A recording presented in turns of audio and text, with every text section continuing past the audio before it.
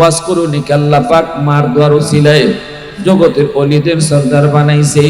আমার নবীর পরনের জুব্বা পাইছে ওয়াজ করুনি, মার দোয়ার উসিলায় মুস্তাজাবুদ দাওয়া হইছে ওয়াজ করুনি। আল্লাহ পর্যন্ত জানাই দিছে নবী গো ওয়াজ করুনি তোমার বহু বড় একদম পাগল, এই পাগল মার দোয়া পাইছে, মার দোয়া পাওয়ার কারণে আমি তার এত বড় ওলি বানাইছি। সে হাত উঠে যা চায় আমি তাই কবুল করে নেই। বন্ধু তুমি ওয়াজ করুনিকে কখনো যদি পাও তোমার গুনাহগার উম্মতের জন্য মাফ লইও। এজন্য নবীজি ইন্তেকালের আগে হযরত উমরকে ডাক দিয়া কয় উমর ওয়াজ করুনিকে কোনোদিন যদি পাও আমার পরনের জুব্বাটা হাদিয়া দিবা আর বলবা আল্লাহ তারে এত বড় ওলি বানাইছে সে যেন আমার উম্মতের জন্য দোয়া করে। সুবহানাল্লাহ, জোরে কোন, আরো জোরে কোন না সুবহানাল্লাহ। হজের মৌসুম, আরাফার ময়দানে হযরত উমর ওয়াজ করুনিকে পেয়ে গেছেন। তিনি আরাফার ময়দানে গাছের নিচে সেজদার হালতে আল্লাহ দরবারে কান্দে। মানুষের কাছে হযরত উমর জিজ্ঞেস করেছেন ও করুন এলাকার মানুষেরা রে, ওয়াইজ নামে তোমরা কাউরে চিনোনি? কই চিনি, সে তো আমাদের একজন পাগল, সে তো পাগল, তার মাকে নিয়ে জঙ্গলে থাকতো, কিছুদিন আগে তার মা মারা গেছে, এই বছর সে হজে আইছে। ওমর কয় কই গেলে পাইমু? মানুষেরা কয় আমরা দেখে আসছি গাছের নিচে নামাজ পড়তাছে। হযরত উমর গেলেন, যে দেখেন গাছের নিচে নামাজ পড়ে। নামাজ শেষ হলে পরে ওমর সালাম জানালেন। এরপরে হযরত উমর তার চেহারা দেখলেন, বডি দেখলেন, দেখিয়া ওমর চিনে ফেললেন ইনি ওয়াজ করুনি। কেমনে চিনলেন? কয় নবীজি ওয়াজ করুনির বিবরণ দিছে, চেহারা কেমন হবে, বডি কেমন হবে, এই চেহারা দেখিয়া হযরত উমর ওয়াজ করুনিকে চিনে ফেলছেন। আল্লাহু আকবার। এরপরে ওমর কয় ও আল্লাহর ওলি, এই যে নবীর পরনের জুব্বা, এই জুব্বাটা নবী আপনারে হাদিয়া দিছে। আমি ওমরকে নবী তার পরনের জুব্বা হাদিয়া দেয় নাই, আবু বকর এই জুব্বা পায় নাই, এই জুব্বা ওসমান পায় নাই, এই জুব্বা আলী পায় নাই, এই জুব্বা পাইছেন আপনি। আল্লাহু আকবার, জোরে বলেন। আর নবী বলেছেন নবীর গুনাহগার উম্মতের জন্য আপনি দোয়া করতেন। ভাইরা বন্ধুরা, এজন্য বলি যুবক, বাপ মার যদি দোয়া থাকে, দোয়ার ওসিলায় বহু মানুষ আল্লাহ ওলিদের সরদার বানাইছে। আর বাপ মার যদি বদদোয়া থাকে, দুনিয়াতে আল্লাহ নগদ ধ্বংস করছে। মার সাথে বাবার সাথে ভালো আচরণ কেমনে করব, এই প্রশ্ন যদি আল্লাহকে করি, আল্লাহ তোমাকে আমাকে আমার নবীর দিকে দেখায় দেন নাই। আল্লাহ এই কথা বলেন নাই আমার বন্ধুর কাছ থেকে শিখো, বরং বাপ মার সাথে ভালো আচরণ কেমনে করবা আমি আল্লাহ নিজেই তোমারে ব্যাখ্যা করে জানায়া দে। সুবহানাল্লাহ, জোরে বলেন। নামাজ কেমনে পড়তাম, রুকু কেমনে করব, সেজদা কেমনে দিব, এটা আল্লাহ কোরআনের মাঝে কোন নাই। কইছেন আমার বন্ধুরে দেখে দেখে, আমার হাবিবরে দেখে দেখে নামাজ শিখো, নামাজ পড়ো। কিন্তু যখনই আল্লাহ কইছে ওয়াবিল ওয়ালিদাইনি ইহসানা, বাপ মার সাথে ভালো আচরণ করো, এই কথা কইয়া আল্লাহ তার হুকুম বাদ দিলে পারতেন যে আর লাগবে না, এতটুকু নামাজের মতো আকিমুস সালাহ, নামাজ পড়ো, এখানে বাপ মার সাথে ভালো আচরণ করো, এনাফ, আল্লাহর হুকুম জারি হয়ে গেছে। এইবার আমি কেমনে ভালো আচরণ করব, এটা আমার রাসূলের কাছ থেকে দেখব, আমরা শিখবো, হাদিস থেকে শুনবো।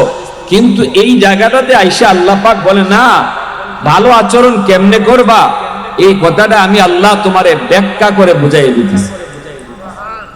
সুবহানাল্লাহি ওয়া বিহামদিহি, সুবহানাল্লাহিল আযীম।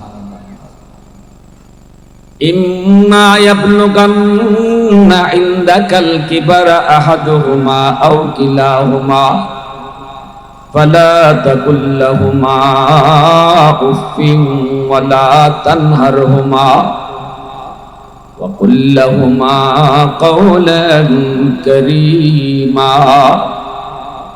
আল্লাহ পাক রব্বুল আলামিন বলেন, কেমনে তুমি ভালো আচরণ করবা, সর্ববয়সে বাপ মার সাথে তুমি ভালো আচরণ করবা। বাপ মা যদি জোয়ান থাকে তখনও ভালো আচরণ করো, বাপ মা যখন বৃদ্ধ হয়ে যায় তখন আলাদাভাবে ভালোভাবে নজর কইরা তাদের সাথে ভালো আচরণ করো। বৃদ্ধ বয়সের কথাটা আল্লাহ আলাদাভাবে উল্লেখ করেছেন। আল্লাহ বলেন, যখন তোমার মা, যখন তোমার বাবা বৃদ্ধ হয়ে যায়, বয়স তার বেড়ে যায়, শরীরে তার ব্যথা, হাঁটুতে ব্যথা, চোখে কম দেখে, হাঁটতে গেলে পড়ে যাওয়ার ভয়, বাথরুমে গেলে পড়ে যাওয়ার ভয়, এই বয়সে যখন মা, এই বয়সে তোমার বাবা যখনই উপনীত হয়, তখন তুমি আলাদাভাবে নজর রাখবা, আলাদা নজর রাখবা। ফিকহের কিতাবের ভিতরে লিখছেন, এই বৃদ্ধ বয়সে তুমি বাপ মার দিকে আলাদা নজর রাখো, কারণ এই বয়সে মা বাবার বিপদ। কোন কোথাও বাপ মা পড়ে যাইতে পারে, কোমরে ব্যথা পাইতে পারে, বাথরুমে গেলে পরে বাবার বিপদ হইতে পারে, কিনা জোরে বলো।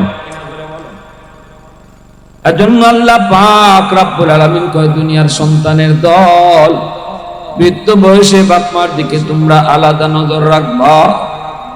এমন কোন শব্দ তুমি মা বাবার কথায় মুখ দিয়ে উচ্চারণ করবা না, যেই কথায় মায় কষ্ট পায়, বাবায় কষ্ট পায়, উফ শব্দটা মুখ দিয়ে বের করায়ও না। আল্লাহ কইরে, দুনিয়ার সন্তানের দল, মা বাবার জবান থেকে, মুখ থেকে কোনদিন আহ ও শব্দ তুমি বের করায়ও না, এমন কোনো কথা কইও না, এমন কোনো আচরণ কইরো না, অথবা বাপ মার কথায় তুমি তোমার মুখ দিয়া আহ কইও না, ওহ কইও না, এ কথা বইল না। মা গো, তুমি শুধু খালি কথা আর কথা, তোমার শুধু দাবি আর দাবি, তোমার শুধু এই লাগবে ওই লাগবে, আহ আর পারলাম না, আর পারলাম না। আল্লাহ কয়, সাবধান, বাপ মার কোনো আবদার, কোনো দাবি শুই না, অথবা মা বাবার কোনো কথায় তুমি মুখ দিয়া কখনো আহ শব্দ বের করবা না। কারণ শিশুকালে ক্রিয়াত করো, হাজারো আবদার, হাজারো দাবি তুমি করেছো, একবারের জন্য বাপ মা আহ ও শব্দ বের করে না। এ যুবক, কুমিল্লা শহরের উপর দিয়ে তুমি যদি যাও, রিকশায় করে তোমার বাবা তোমাকে নিয়ে চললো রে, এই অবস্থায় তুমি রিকশায় বসে বসে এটা চাইছো, ওটা চাইছো, আব্বু আমারে এই খেলনা কিনে দাও, ওই খেলনা কিনে দাও। একবারের জন্য বাবা তোমার ধমক দেয় নাই, রিকশা থেকে ধাক্কা দিয়া ফলায় দেয় নাই, বাবা এই কথা বলে নাই, আহ তোর জ্বালায় বাঁচলাম না, তোর শুধু এটা লাগবে ওটা লাগবে। বরং যতবার তুমি যতটা চাইছো, বাবা ততবার তোমার গালে চুমা দিয়ে দিয়ে আদর করছে, ঠিক না? দেখো, তুমি চাইছো এদিকে খেলনা, বাবা তোমাকে অন্যদিকে ভুলাই দিল। বাবা কই, বাজার ওই যে দেখো ঘোড়া দেখা যায়, ওই যে দেখো একটা ছাগল দেখা যায়, ওই যে দেখো একটা পাগল দেখা যায়। এইভাবে তোমার দাবিটাকে অন্যদিকে বাবা ঘুরায় দিত। বাবার পকেটে সেদিন টাকা নাই, বাবা তোমার দাবি পূরণ করার মতো ক্ষমতা নাই, তৌফিক নাই, তাই বলে বাবা তোমাকে ধমক দেয় নাই, চোখ রাঙ্গায় তোমাকে কথা কয় নাই, বরং আদর করে চুমা দিয়া কইতো, বাজান রে ওই যে দেখো একটা পাগল দেখা যায়, ওই যে একটা বাবু দেখা যায়। উদ্দেশ্য হলো তোমার আমার দাবিটাকে অন্যদিকে চাওয়াইয়া বুলাইয়া দেওয়া। এরপরও বাপ মা কোনোদিন তোমার গায়ে আমার গায়ে হাত তুলে নেই। এজন্য আল্লাহ পাক রব্বুল আলামিন কয়, দুনিয়ার সন্তানের দল, আজকে বৃদ্ধ বয়সে মায় যদি কিছু চায়, বাবা যদি কিছু চায়, বাবাই যদি কয়, বাজান রে আমার শীতের কাপড় নাই, শীতের কাপড়টা একটু কিনে দাও। মায় যদি কয়, বাজান আমার ফান সুপারি শেষ, আমার ফান সুপারি এনে দাও। মায় যদি কয়, বাজান আমার গ্যাস্ট্রিকের ট্যাবলেট শেষ, ট্যাবলেটটা এনে দাও। প্রেসারের ট্যাবলেট শেষ, ট্যাবলেটটা এনে দাও। এইভাবে কত কথাই না মায় তোমারে কইতে পারে, বাবা তোমারে কইতে পারে, কিন্তু সাবধান, শিশুকালে ইয়াদ করা, কথাটা ইয়াদ রাখো, শিশুকালের বিষয়টা মাথায় রাইকা কখনো মার সাথে বাবার সাথে ধমক দিয়া চোখ রাঙ্গায়া কথা কইও না। তোমার আমার দাবি পূরণ করার জন্য মা বাবা কত কত কষ্ট করলো, বাবা যদি বাজারে গেছে, বাবার পকেটে টাকা নাই, সন্তানের ওষুধ লাগবে। এ যুবক, তুমি তো শিশু, তখন তুমি অসুস্থ, ওষুধ লাগবে, ওষুধ শেষ, মায় বইলা দিছে স্বামী গো বাজারে যাইতেছো, আমাদের মানিকের ওষুধটা শেষ, ওষুধ লাগবে। বাবা বাজারে গেল ঠিকই, কিন্তু বাবার পকেটে ঔষধ কেনার টাকা নাই। কিন্তু কেমনে টাকা ঔষধ কিনে আনবে? ধার করে হলো ঔষধ কিনছে। যদি ঔষধপত্র কিছু নাও লাগে, তবুও কোনো বাবা বাজার থেকে বাড়ি আসার সময় সন্তানের জন্য কিছু না কিছু নিয়ে আসে, ঠিক না? পকেটে না থাকলেও কয় দোস্ত একটু কর্জা দে, দোস্ত একটু ঋণ দে, কয়েকটা টাকা দে দোস্ত। কেন? বাড়িতে গেলে আমার মালিক কই বাপু কি আনছো, ঠিক না? নিজের পকেটে টাকা নাই, ধার করে হলো তোমার জন্য আমার জন্য মা বাবা এই কথাটা চিন্তা করে আমাদের মনের ইচ্ছা পূরণ করার চেষ্টা করেছে, তোমাকে আমাকে খুশি রাখার চেষ্টা করেছে, খুশি করার চেষ্টা করেছে। এজন্য আল্লাহ পাক কয় বান্দা, আজকে বৃদ্ধ বয়সে তোমার মা তোমার বাবা তোমার শিশুকালের মতো হয়ে গেছে। শিশুকালেও তোমার পকেটে টাকা ছিল না, শিশুকালেও তুমি ইনকাম করতে না, শিশুকালেও তোমার কোনো কিছু প্রয়োজন হলে বাবার মুখের দিকে তুমি চায় থাকতে। তোমার কোনো কাপড় লাগলে বাবা আনলে তুমি কাপড় পাইতে, ঔষধের প্রয়োজন হলে তুমি নিজে আনতে পারতে না, পকেটেও টাকা নাই, ক্ষমতাও নাই বাজারে যাওয়ার, বাবা আনলে তুমি পাইতে, তুমি খাইতে, বাবা বাজার থেকে কিছু আনলে তুমি খাইতে।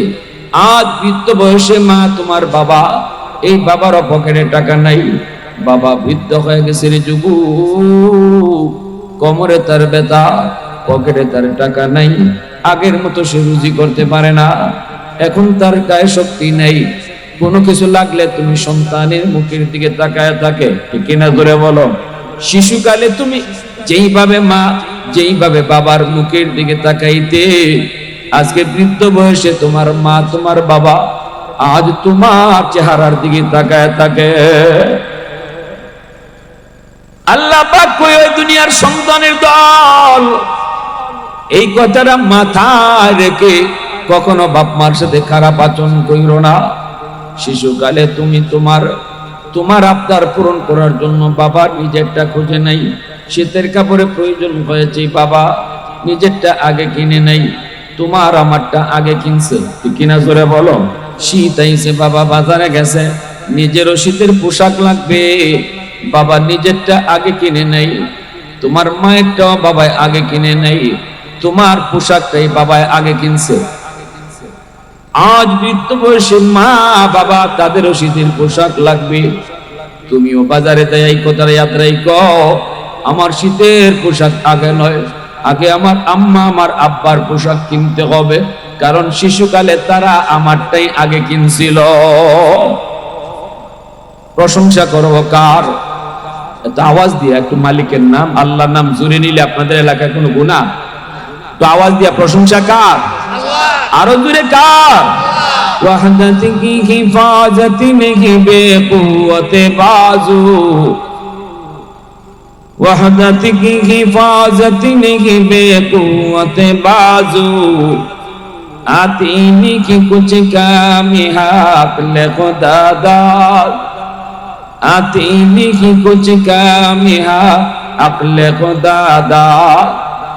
ऐ मर्द खुदा तुझको कुव्वत नहीं हासिल, जा बैठ किसी गार में अल्लाह का कर याद, ये सच है कि बातिल की तरफदार नहीं हम, गद्दार न समझो हम गद्दार नहीं हम, फूलों की तरह नरम मिजाज अपना है नजर, हम तीरी नहीं नेज़ा व तलवार नहीं हम, हम तीरी नहीं नेज़ा व तलवार नहीं हम। মুসলমানের আওয়াজে বলো আল্লাহু আকবার। আমার ভাইয়েরা বন্ধুরা, যুবক, মা শীতের বিছানার মধ্যে কত রাত আমি প্রস্রাব করে দিয়েছি, মা ভিজা বিছানায় শুয়েছে, আমাকে বুকে রেখে রাত কাটায় দিছে। কত মা শীতের দিনে ভিজা বিছানায় শয়, কিন্তু সন্তান রে বুকে রাইখা রাত কাটায় দেয়।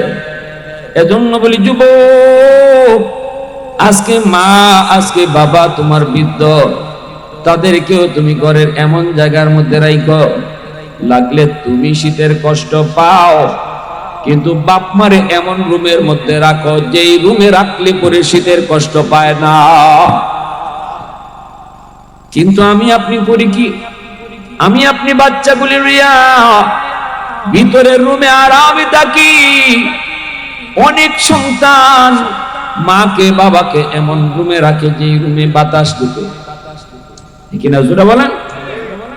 বারান্দার রুম, পিছনের রুম, এই রুম সেই রুম, যেই রুমটা হলো সাইড রুম, সাইড রুমে থাকলে পরে বাতাস ঢুকে শীতের কষ্ট হয়।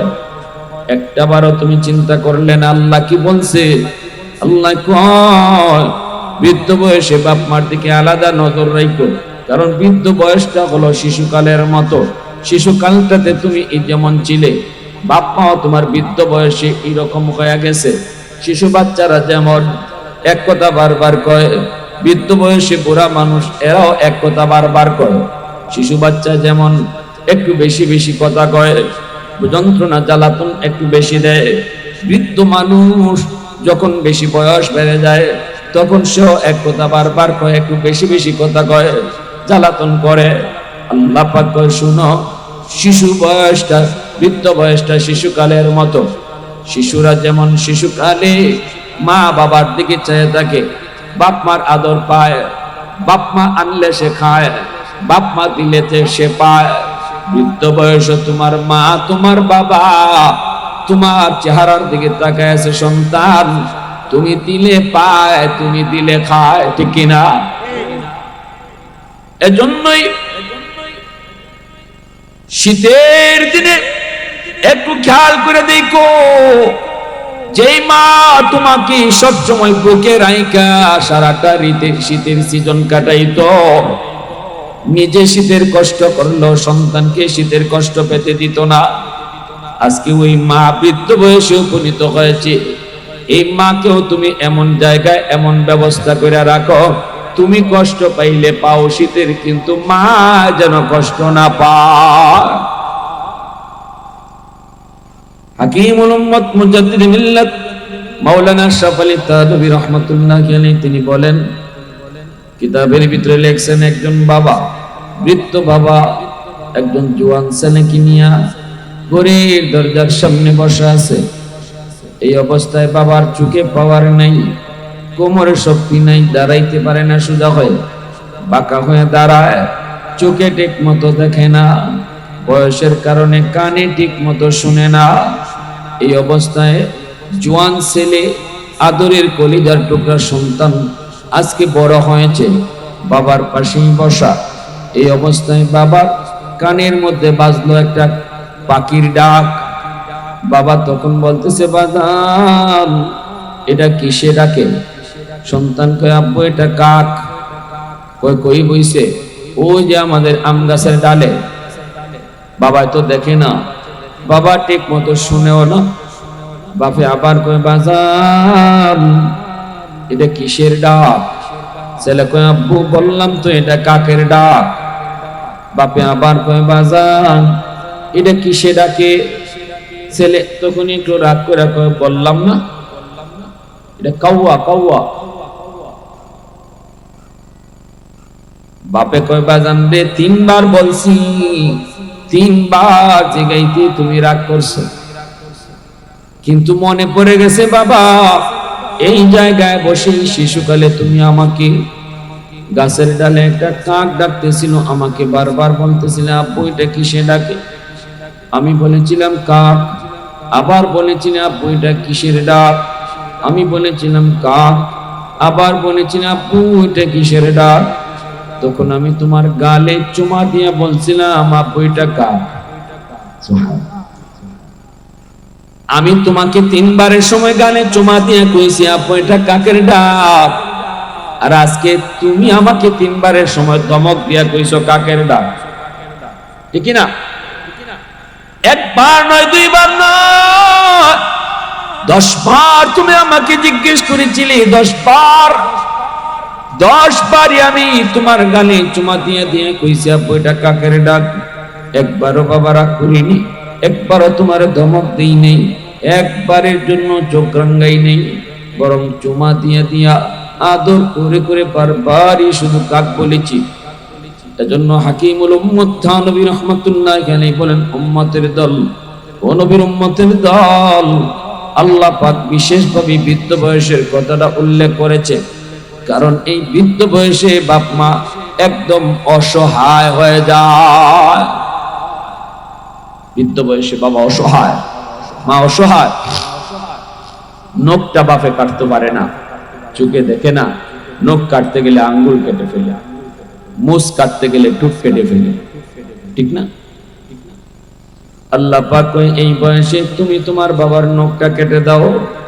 আল্লাহ কয় বুড়া বয়সে আলাদা নজর, নখটা তুমি কেটে দাও, মুছটা তুমি কেটে দাও।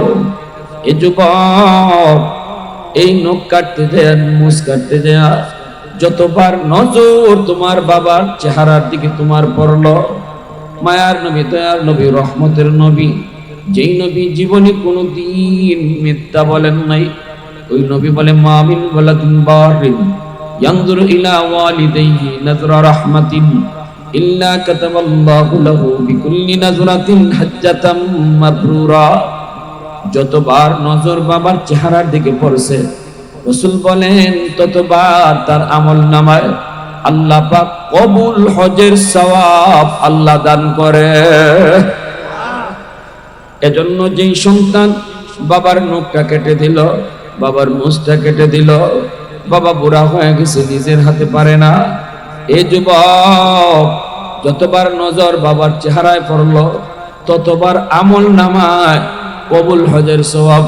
বাংলার জমিন থেকে মানুষ হজে যায়, 3 লক্ষ 5 লক্ষ 7 লক্ষ টাকা খরচ করে, এরপরও হজ কবুল হয় কি হয় না কোনো গ্যারান্টি নাই।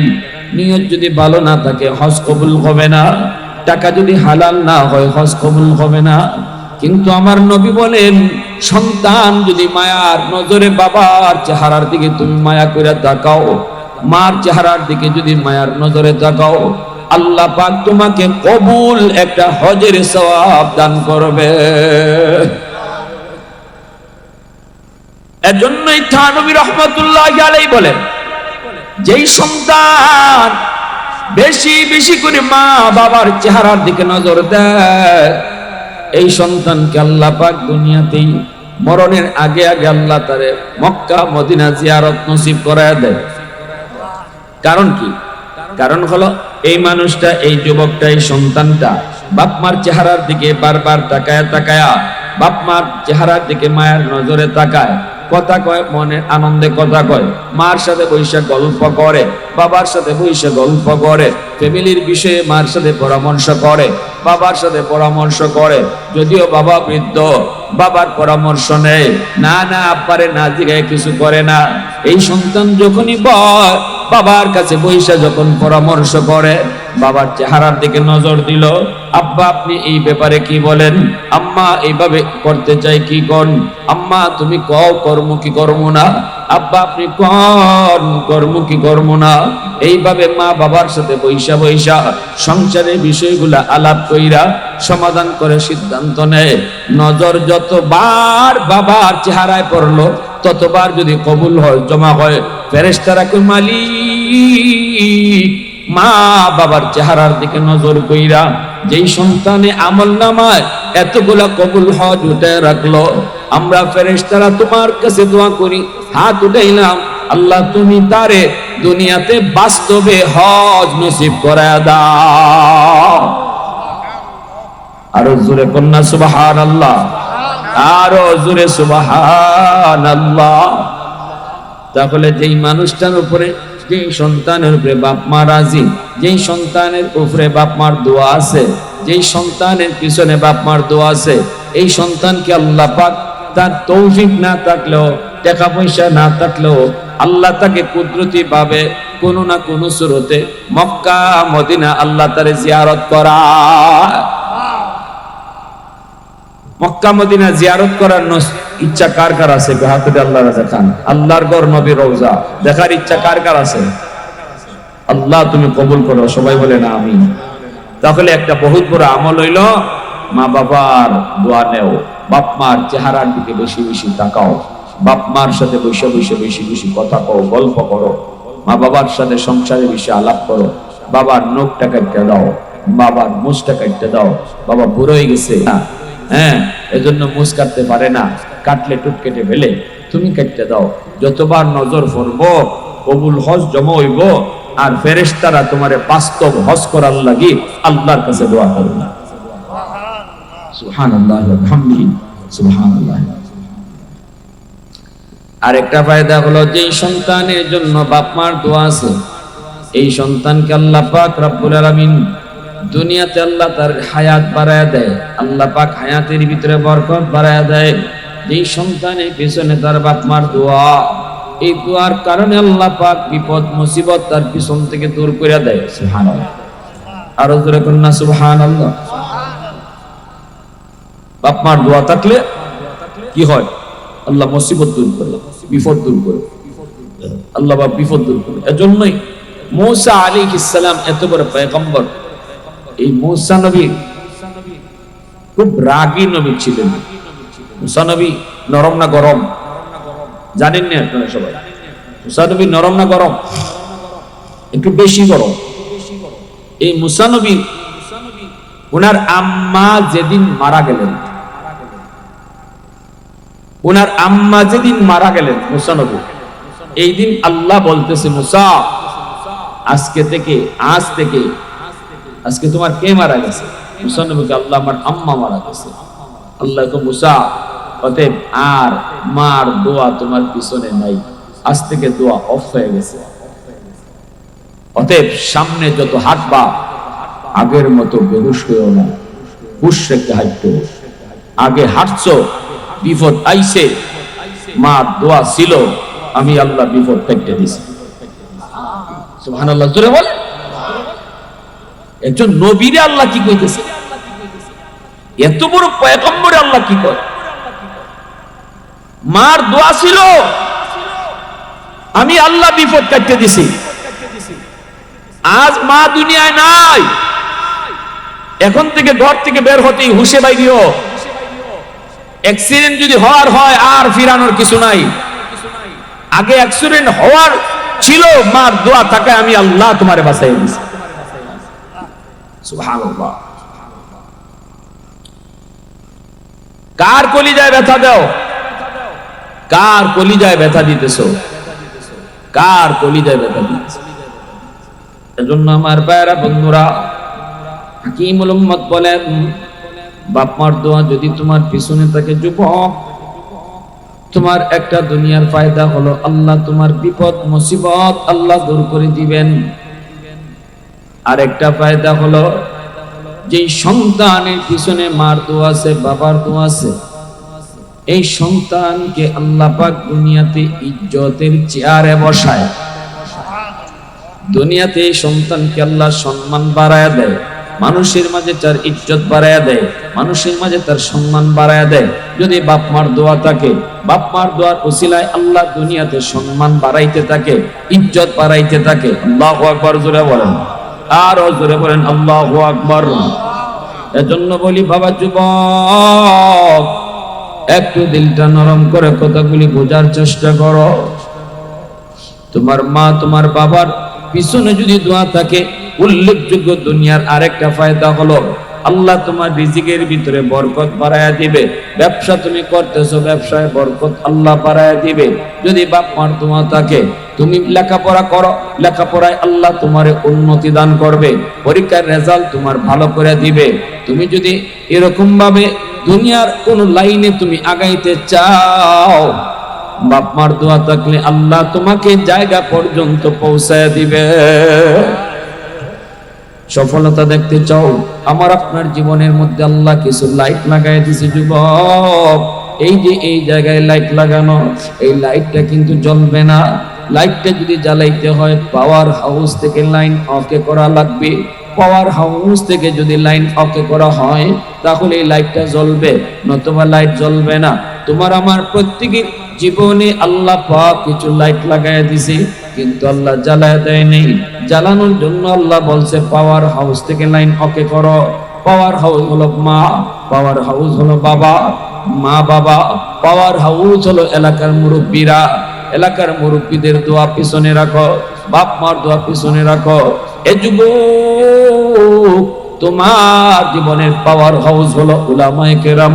উলামায়ে কেরামের কাছ থেকে দোয়া রাখো। এই তিন জায়গা থেকে যখন জীবনের লাইন তুমি ওকে রাখবা, তখন আল্লাহ যে বাতি দিছে এই বাতি আল্লাহ জ্বালায়া দিবে। এটা জীবনের বাতি, এই জীবনের বাতি আল্লাহ তোমার জ্বালায়া দিবে।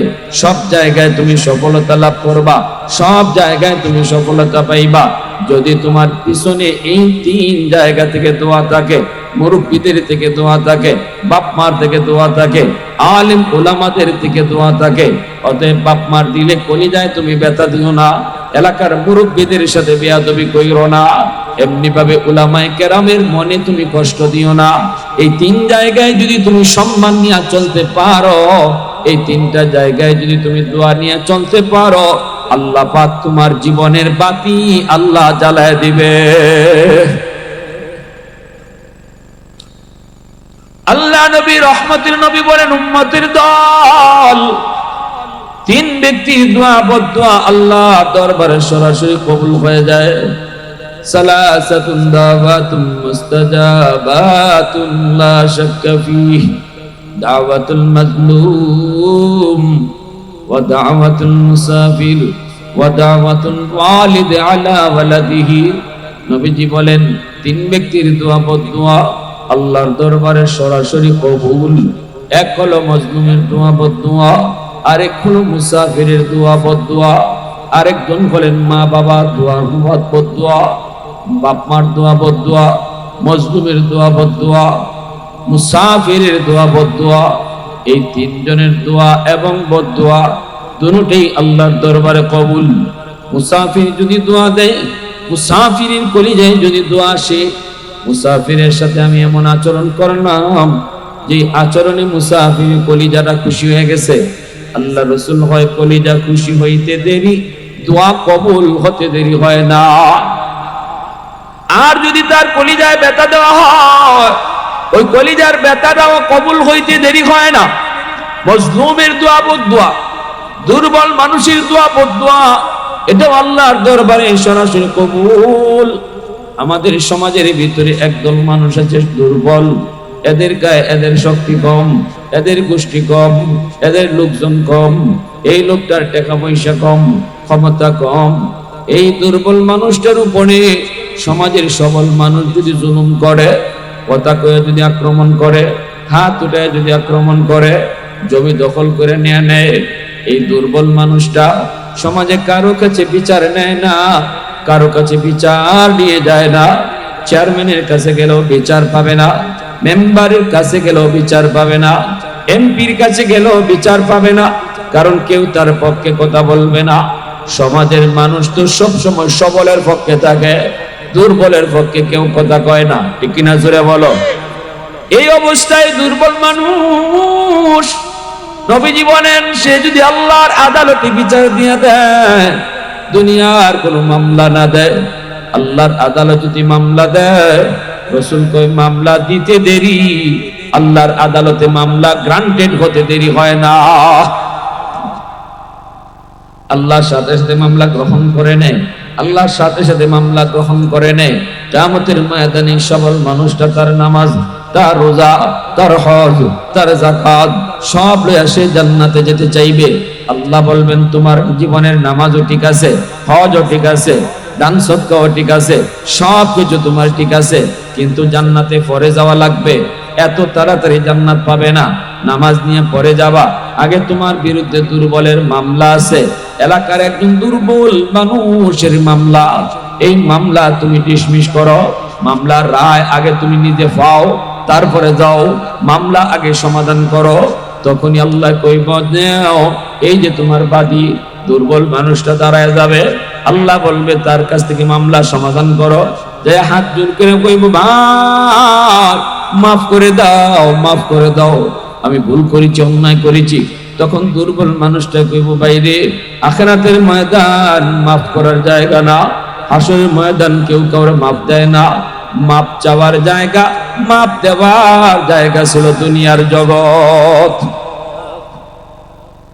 হাসরের ময়দানে মা সন্তানকে মাপ দিবে না, হাসরের ময়দানে বাবা তার ছেলেকে মাপ দিবে না, ছেলে মারে মাপ দিবে না, বন্ধু না ভাই ভাইয়ের মাপ দিবে না, কেউ কাউরে মাপ দিবে না। সবাই শুধু একটা চিন্তাই করবে, ইয়া নফসি ইয়া নফসি। সবাই শুধু একটা আওয়াজ করবে, ইয়া নফসি ইয়া নফসি, আল্লাহ আমারে বাঁচাও, আমারে বাঁচাও। কেউ কারো প্রতি দয়া দেখাবে না। তখন ওই দুর্বল মানুষটাই কইব, আমার উপরে তুমি যে জুলুম করেছ, এই জুলুমের বদলা দেও, বদলা কেমনে দিমো? টাকা পয়সা তো হাসরের মাঠে চলবে না। কয় না না, তোমার জীবনের নামাজগুলি আমারে দিয়া দাও, তোমার জীবনের রোজা আমাকে তুমি দিয়া দাও, তোমার জীবনের দান সদকা আমারে দিয়া দাও, হজটা আমারে দিয়া দাও। এইভাবে দুর্বলের মামলাগুলি ডিসমিস করতে দেয়া একদম মানুষ তার জীবনের পাহাড় পরিমাণ নেকি সব শেষ হয়ে যাবে। এজন্য আল্লাহ রাসূল কইছে, শোনো এটা বড় সঙ্গীন এক মামলা, অনেক ভয়ঙ্কর মামলা। আল্লাহর আদালতে কোন মানুষের পাওনা লইয়া যদি কেউ উঠে, কোন মানুষের হক নষ্ট করা লইয়া যদি হাসরের মাঠে উঠে, সেটা হোক তার ইজ্জতের উপরে হামলা, হোক তার সম্পদের উপরে হামলা, এই মামলা আল্লাহর আদালতে বড় ভয়ঙ্কর, বড় কঠিন। এজন্য আমার ভাই বন্ধুরা বলতেছিলাম, দুর্বলের দোয়া বদ্ধ আল্লাহর দরবারে কবুল। এমনি ভাবে বাপ মার দোয়া বদ্ধ আল্লাহর দরবারে কবুল। মা যদি দোয়া করে, বাবা যদি দোয়া করে, দোয়া কবুল। বাপ মা যদি বদ্ধ দেয়, বদ্ধ কবুল। বুখারী শরীফের মধ্যে একটা ঘটনা এসেছে, বহুত বড় একজন আল্লাহওয়ালা, নাম ছিল জুরাইজ। এই জুরাইজ তিনি একজন আল্লাহর ওলি, জঙ্গলে থাকতেন। এরকম ভাবে আল্লাহ পাওয়ার জন্য একটা বিধান ছিল, বাড়িঘর সাইরা, বউ বাচ্চা সাইরা, বিয়া শাদী না কইরা কেউ যদি জঙ্গলে গিয়ে শুধু আল্লাহ আল্লাহ করে, তাহলে সে আল্লাহর ওলি হওয়ার একটা পথ হয়, আল্লাহর ওলি হইতে পারে। উম্মতে মুহাম্মদের শরীয়তে না, আমার আপনার নবীর শরীয়ত কয় না, মানুষজন সাইরা বৈরাগী হইয়া জঙ্গলে গিয়া আল্লাহ পাওয়া লাগবে না। আল্লাহ পাইতে হলে ব্যবসা কইরা, দোকানদারি কইরাও পারা যাবে, ঠিক না? লা রুহবানিয়াতা ফিল ইসলাম, শরীয়ত বলে বৈরাগ্যতা ইসলামের ভিতরে নাই। না না, দুনিয়াদারি সাইরা দিয়া আল্লাহ পাইতে হবে না। এই নবীর উম্মতকে আল্লাহ পাক রব্বুল আলামিন জানায় দিছে, বন্ধু জানায় দাও, দোকানদারি করতে যায় সে যদি ফজরের নামাজটা পড়ে দোকান খুলে, সারাদিন যদি দোকানদারি করে, এর ভিতরে যদি হালাল ব্যবসা করে, মাপে কম না দেয়, মিথ্যা কথা না বলে, জোহরের আজান হলে যদি আল্লাহর বান্দা দোকানের শাটারটা বন্ধ করে মসজিদে যায়, আল্লাহ পাক কয়, হে বান্দা, ফজর থেকে নিয়ে জোহর পর্যন্ত আল্লাহর বান্দা যতক্ষণ সে ব্যবসা করেছে, পুরা ব্যবসার টাইমটাকে আল্লাহ পাক নফল নামাজের ভিতরে ঢুকায় দিবে। فإذا قضيت الصلاة فانتشروا في الأرض وابتغوا من فضل الله। এটা আল্লাহ পবিত্র কোরআনে সূরাতুল জুমায় আল্লাহ আদেশ দিয়েছেন, তোমরা নামাজ পড়ছো, এইবার তুমি তোমার রিজিকের অন্বেষণে বের হও। দোকানদার হলে তুমি দোকান খোলো, চাকরিজীবী হলে চাকরির টেবিলে বসো, এটা আল্লাহর নির্দেশ। আল্লাহ কই, তুমি যদি কৃষক হও, জমিতে যাও, আল্লাহ কিছু ফজর পড়ে লিছো, ফজরের নামাজ পড়ছো, এখন তুমি তোমার রিজিকের তালাশে বের হও। জোহরের আজান হয়ে গেছে, আবার আমি আল্লাহর কথা, আমি আল্লাহর কদমে সাজদা দেওয়ার জন্য মসজিদে চলে আসো। নির্দেশ কার? জোরে বলেন কার? আল্লাহ কই, যদি এইভাবে আমার নির্দেশ মানো, আর যদি তুমি দুনিয়াদারি করো, হালাল পন্থায় জমি জমায় গেছো কিন্তু কারো ক্ষতি করো নাই, আরেকজনের জমির আইল কাটো নাই, না না, আরেকজনের জমির ফানি তার চোখের আড়ালে নিজের জমিতে আনো নাই, অন্যায় কোনো কাম তুমি করো নাই। যদি জমির আইলে তুমি নামাজে দাঁড়াও, জোহরের নামাজটা জমির আইলে দাঁড়ায় গেছো, আল্লাহ ফেরেশতাদেরকে কয়, ফেরেশতারা শুন, সকাল থেকে নিয়ে জোহর পর্যন্ত আমার বান্দা জমিতে কাম করছে, এই জমির কামটা করছে, দেখো আজান হয়েছে, আমি আল্লাহরে ভুলছে না, জমির কামটা বাদ দিয়া আমাকে আমার কদমে সেজদা দেওয়ার জন্য দাঁড়ায় গেছে। এতে বোঝা গেল, আল্লাহ বুঝায়, ফেরেশতারে আল্লাহ বুঝায়, এতে বোঝা গেল যদি আমি তারে জমির কামকাজ না দিতাম, আমি যদি তারে পেট না দিতাম, আমি যদি তারে খাওয়ার চাহিদা না দিতাম, আমি যদি তারে বউ বাচ্চা না দিতাম, যেভাবে তোমরা ফেরেশতাদেরকে দেই নাই, তোমরা ফেরেশতাদের খাওয়ান লাগে না, তোমাদের ফেরেশতাদের বিবি বাচ্চা নাই, তোমাদের ফেরেশতাদের ব্যবসা বাণিজ্য করতে হয় না, কারণ তোমাদের সংসার নাই, আমার বান্দা এরে আমি সংসার দিছি, এজন্য সে দেখো কাম করতে হয়, দোকানদারি করতে হয়, জমি জমায় যাইতে হয়, কিন্তু দেখো আমার বান্দা কাজের ভিতরে আমি আল্লাহকে ভুলে নাই। এতে বোঝা গেল তোমাদের মতো যদি আমি তারে বানাইতাম, তাহলে সেও তোমাদের মতো 24 ঘন্টা আমার জিকির করত। অতএব ফেরেশতারা শোনো, সকাল থেকে জোহর পর্যন্ত আমার বান্দা যতক্ষণ কাম করেছে, ততক্ষণই তার আমল নামায় জিকির করলে যে সওয়াব, এই পরিমাণ সওয়াব উঠায় দাও। দেখছেন, দোকানদারি কইরাও আল্লাহর ওলি হওয়া যায়। আমি যে মাপতেছি দোকানের মাল, ফাল্লা দিয়ে মাপতেছি, আমি মাপতেছি, মাপতে দিতেছি আধা কেজি 1 কেজি, কিন্তু আল্লাহ কয় তুমি যদি এই মাপটা সঠিক ওজনে দেও, আর আমি আল্লাহরে দিলের ভিতরে রাখো, আমি দেখতেছি, কেউ না দেখলেও দেখে কে? আল্লাহ কয় এই ভয়টা রাখতে যদি দোকানদারি করো, তুমি মাপতেছো মাল, কিন্তু আমল নামায় উঠানো হইতেছে নামাজের সওয়াব। জোরে কম না সুবহানাল্লাহ। আমল নামায় উঠানো হইতেছে জিকিরের সওয়াব। এই উম্মতের জন্য এটা স্পেশাল অফার।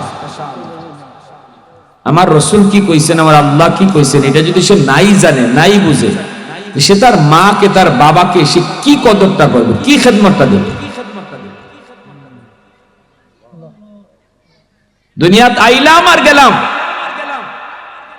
আল্লাহর সামনে হাজির হইব, আল্লাহ আমি জানি না, আল্লাহ গুলো জানি না, জানি না, না একটা ঘন্টা ওয়াজ করছে আর আমি দেখছি তুই কি করছো, এখন কস তুই জানিস না, তোর কানে আওয়াজ ঢুকছে, তুই মনোযোগ দেস নাই। বাহ, খুযুহু ফাগুল্লুহু সুম্মাল জাহিমা সাল্লু সুম্মা ফি সিলসিলাতিন যারহা 70 জিরাআন ফাসলুহু। আল্লাহকে এত আদর করে বানাইছে, তোরে ফাজলামি করার লাগে না, তোরে খুব মায়া করে বানাইছিলাম, বহু সুযোগ তোরে আমি আল্লাহ দিছি, তুই চাস নাই শুনতে, এরপরও তোর কানে জোরে ঢুকাইছি, এরপরও তুই মনোযোগ দেস নাই। আজকে ধরা থেকে বাঁচার কোনো পথ নেই। আল্লাহ বলবে ফেরেশতারা, খুযুহু, ওরে ধরো, ফাগুল্লুহু সুম্মাল জাহিমা সাল্লু, 70 গজ জিঞ্জির দিয়ে বাঁধো, তারপরে জাহান্নামে নিক্ষেপ করো। আল্লাহ যতটা দয়ালু, আল্লাহ ততটা ভয়ঙ্কর, আল্লাহ যতটা নরম ততটা গরম। ঠিক কিনা জোরে বলেন? আল্লাহ নরমের সাথে নরম, গরমের সাথে আল্লাহ খুব গরম। নাম হলো জুরাইজ। এই যুবক, পানি ভরা, হুজুর হুজুর পানি ভরা দেন, তাবিজ ভরা দেন, কি হইছে? কই দোকানও সারাদিন বৈশা থাকি, 2 লক্ষ টাকার দোকানে ঢুকাইছি, 4 লক্ষ টাকার মাল ঢুকাইছি, এরপরও খালি লস, খালি লস, খালি লস। হুজুর একটা তাবিজ দেন, হুজুর একটা তাবিজ দেন। 5 পয়সারও দাম লাভ হইতো না হুজুরের তাবিজে, কারণ এসে গন্ডগোল বাজায় রাখছো কোন জায়গায়, রোগ হইল এক জায়গায়, চিকিৎসা চলছে আরেক জায়গায়, আগুন লাগছে শেরপুর, পানি লইয়া যায় ফরিদপুর। ঠিক না জোরে এখন? আগুন শেরপুর, পানি দে ফরিদপুর। কুমিল্লা কোন নদীর তীরে? গোমতী নদীর সব পানি যদি শেরপুরের আগুন না দিয়া ফরিদপুর ঢালে, শেরপুরে আগুন নিব?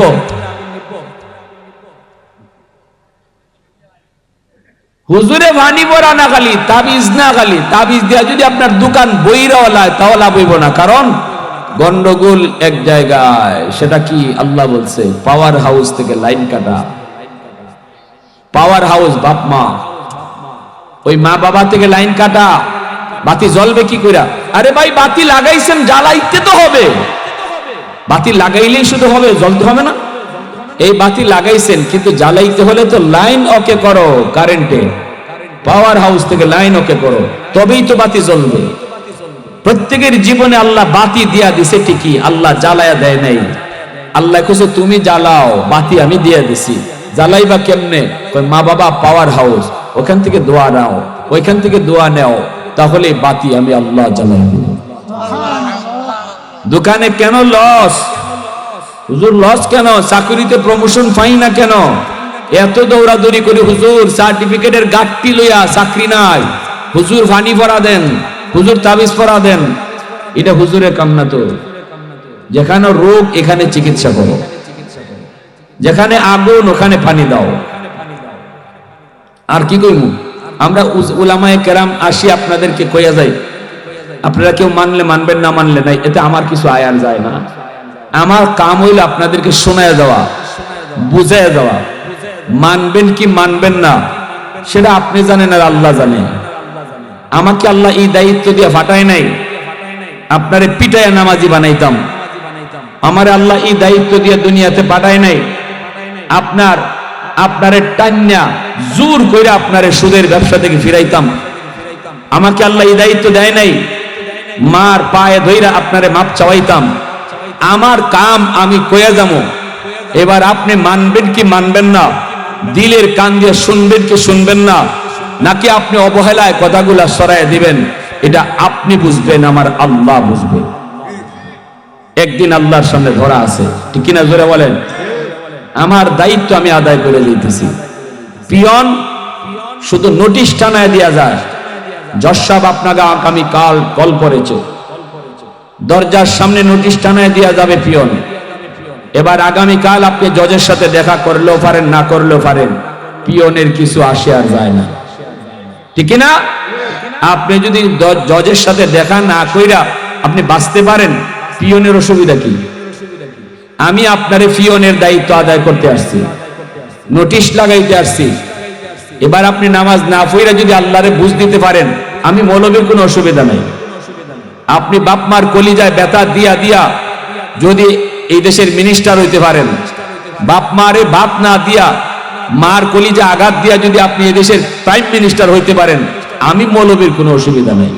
তবে লেখা নেন কপালে, এটা কোনো দিন সম্ভব না, ঠিক কিনা জোরে বলেন? কোনো দিন হবে না।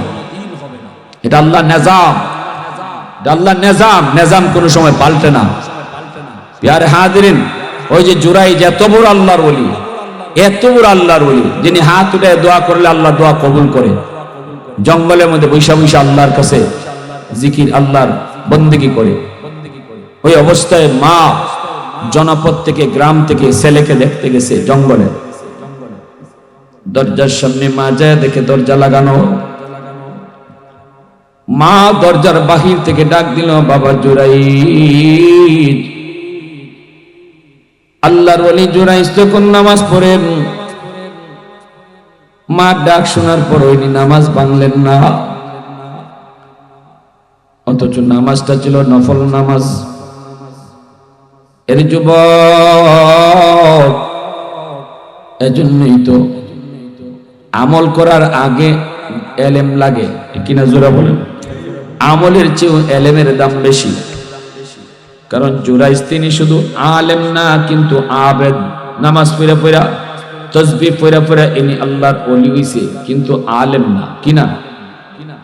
আলেম যদি হইতো তাহলে বুঝতো নফল নামাজে থাকলে মার ডাকে জবাব দিতে হয় নামাজ ভাঙ্গিয়া, ঠিক কিনা?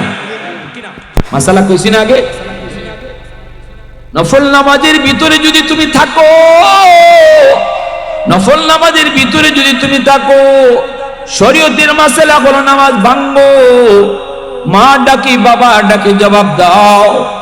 জুরাইজ তিনি তো নফল নামাজের মধ্যে, ইনি মনে মনে ভাবতেছেন মা হয়তো আমাকে এমনি ডাক দিয়েছে, আমি নামাজটা শেষ করিনি।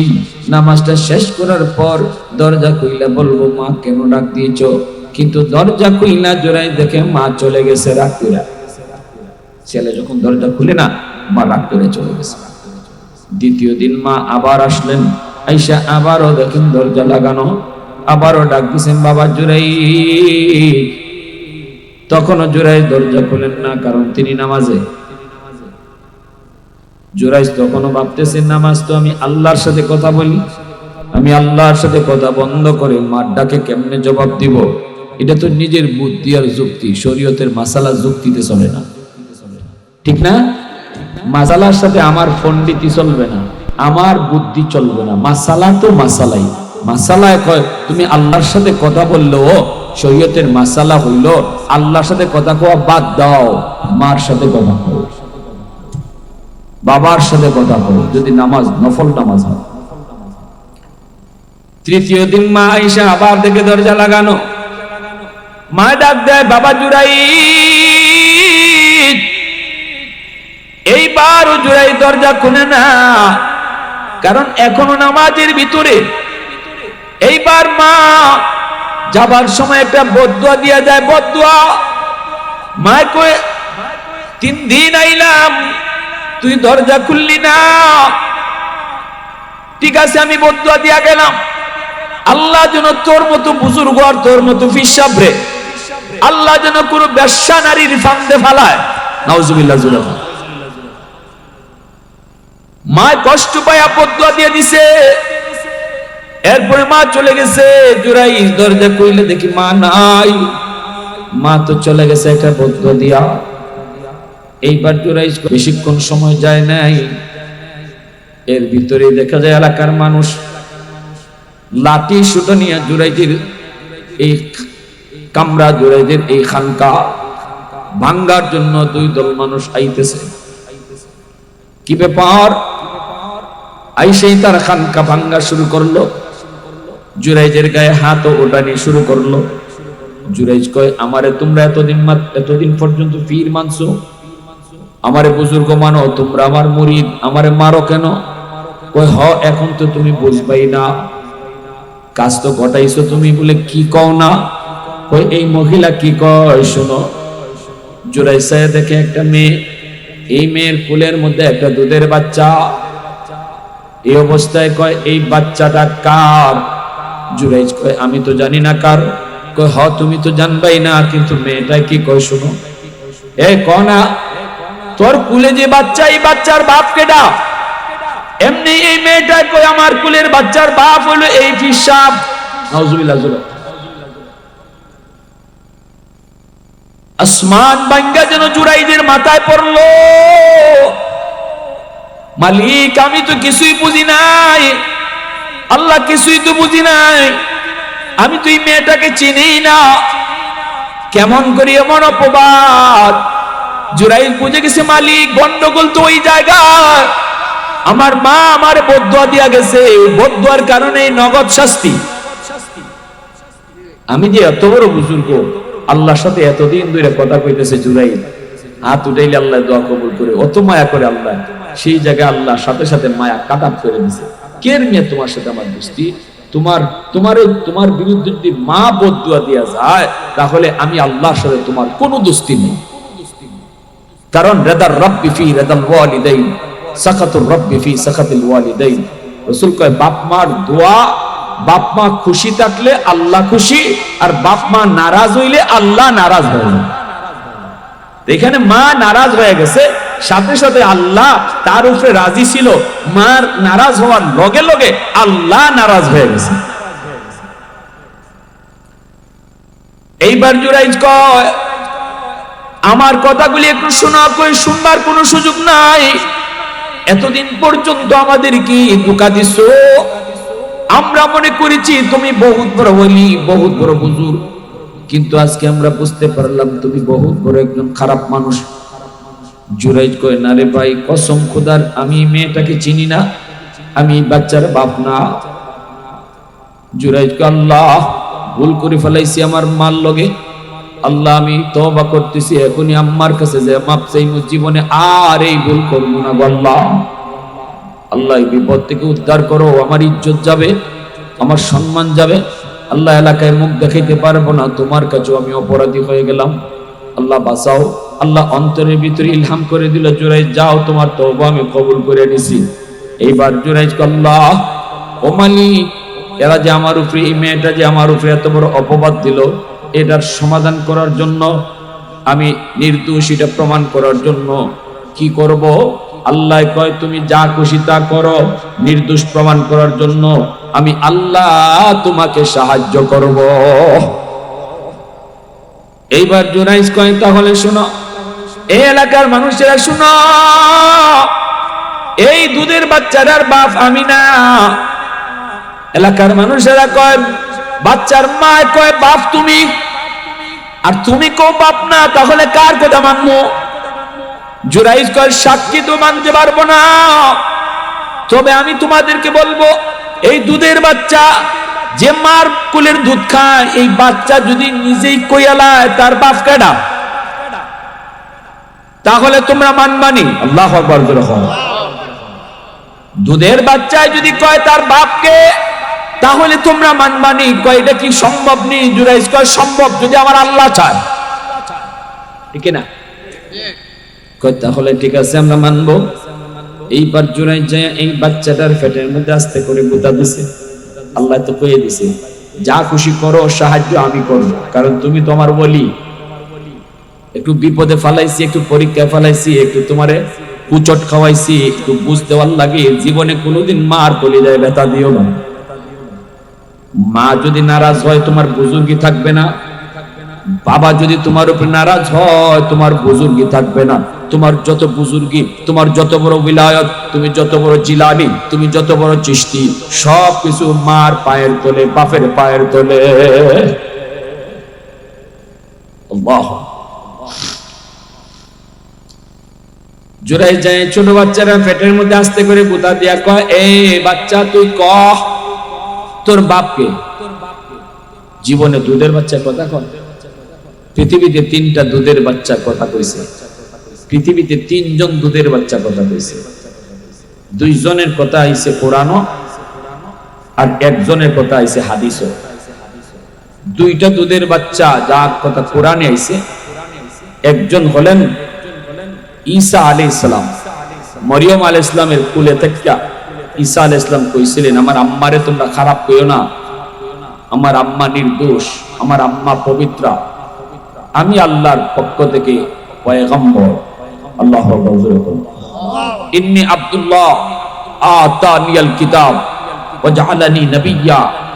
ঈসা নবীর মার কুলে দুধের শিশু, তখন এই সার্টিফিকেট, মা যে নির্দোষ, মা যে পবিত্র, এই সার্টিফিকেটটা সন্তানে দিতেছে। তাও কোন সন্তান? দুধের সন্তান। আরেকটা দুধের বাচ্চার সার্টিফিকেট, ইউসুফ আলাইহিস সালাম জুলাইখার হাতে ধরা খাইলেছেন। জুলাইখা ইউসুফ আলাইহিস সালামের দৌড়ায় নিয়ে গেছে, 7টা গেট ফাড়ি দিয়া ইউসুফ তুমি বাইরেছেন, আর জুলাইখা পিছন দিক দিয়ে টান দিয়ে ধরছে, জামা পিছনে ছিঁড়ছে। 7 গেট বাইরে দেখে জুলাইখার স্বামী সামনে দাঁড়ানো। এখন জুলাইখা পড়ছে বিপদে।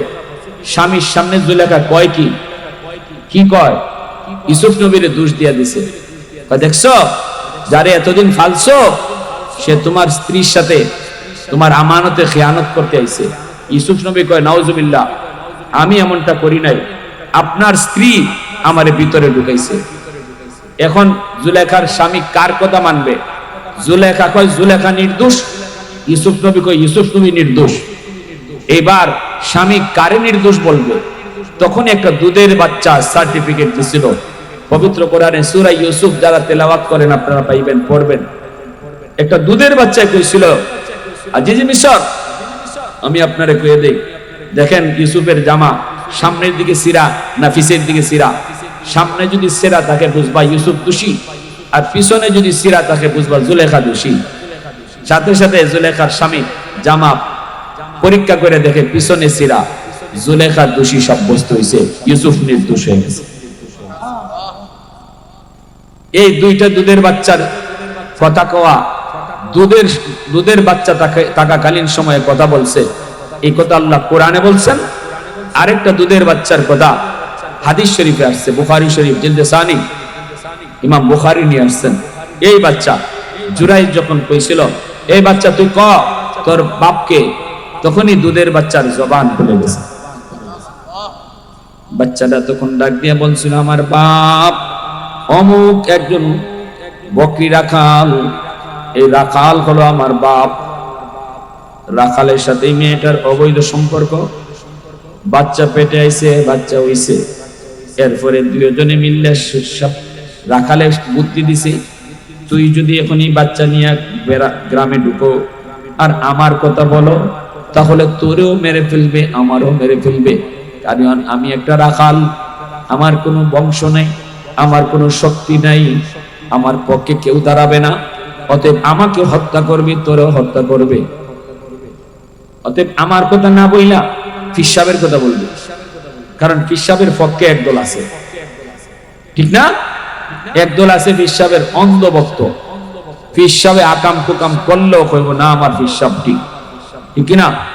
ফিসাবে যত যাই করো এরপরও ফিরের বিরুদ্ধে তার সামনে কিছু কোন যায় না। তো এর জন্য বুদ্ধি শিখাই দিছে তুই ফিসাবের কথা কই দিবে, কইলে এলাকার মাঝে লাগবো দুই দলে মারামারি, ফাঁকে দে তুইও বাচ্চা যাইবে আমিও বাচ্চা যাইবে। কেমন বুদ্ধি শিখাই দিছে দেখছেন?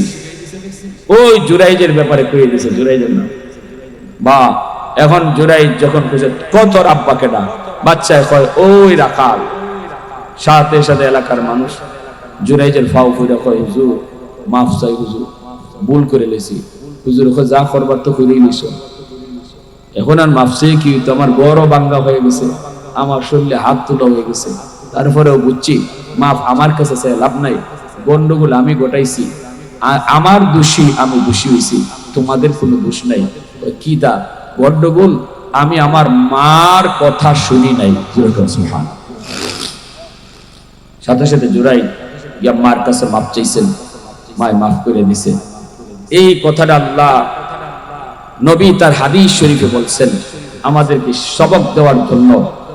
আমার বুজুর্গি, আমার চেয়ারম্যানি, আমার মেম্বারি, আমার শিল্পপতির শিল্পগিরি, সব অহংকার নিমিষের ভিত্তি আল্লাহ শেষ করে দিবে যদি বাপ মার কলিজায় ব্যথা লাগে, ঠিক কিনা?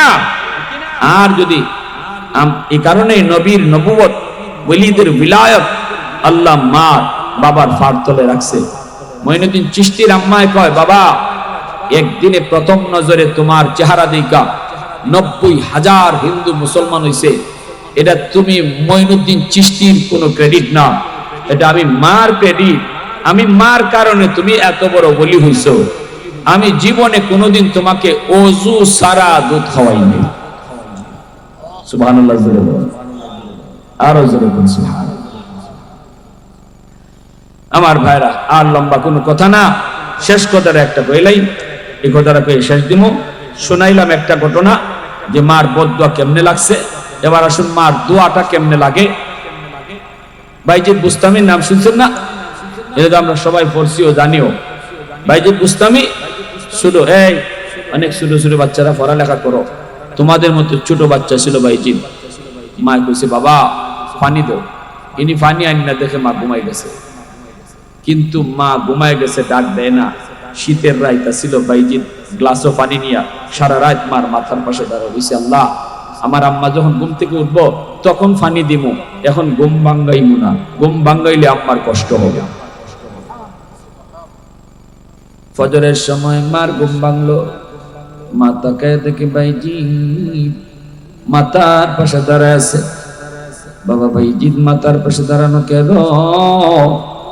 মা তুমি পানি চাইছিলে, এজন্য পানি আনতে গিয়ে দেরি হয়ে গেল। মা কই বাজার কেন ডাক দিলি না? বাইজিদ কই মা গো ডাক দিলি তোমার কষ্ট হবে এজন্য ডাক দেই নেই। সাথে সাথে মা ছোট্ট বাইজিদকে বুকের মধ্যে নিয়ে হাত দুইটা উঠায় দিছে, আল্লাহ আমার ছোট্ট বাইজিদ আজকে মার আরামের এতটা খেয়াল করলো। ও মালিক এর বদলা বিনিময় আমার কাছে দেওয়ার মতো কিছু নাই গো, খালি দুইটা হাত উঠায় দিলাম। আল্লাহ আমার বাইজিদকে তুমি জগতের সকল ওলিদের সরদার বানায় দিও।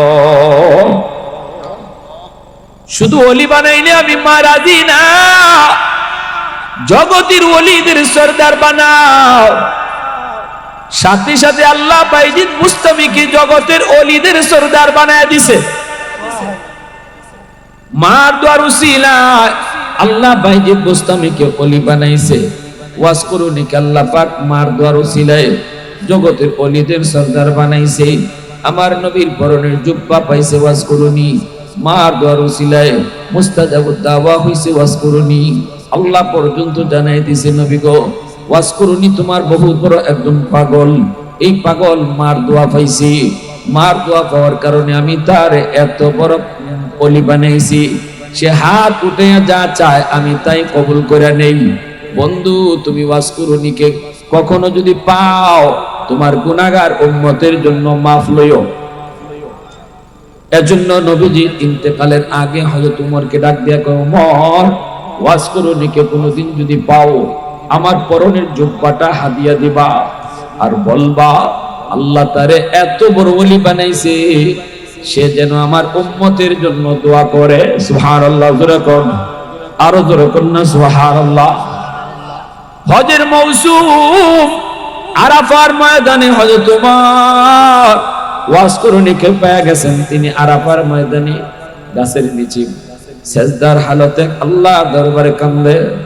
মানুষের কাছে হযরত উমর জিজ্ঞেস করেছেন, ও করণ এলাকার মানুষেরা রে, ওয়াইজ নামে তোমরা কাউরে চিনোনি?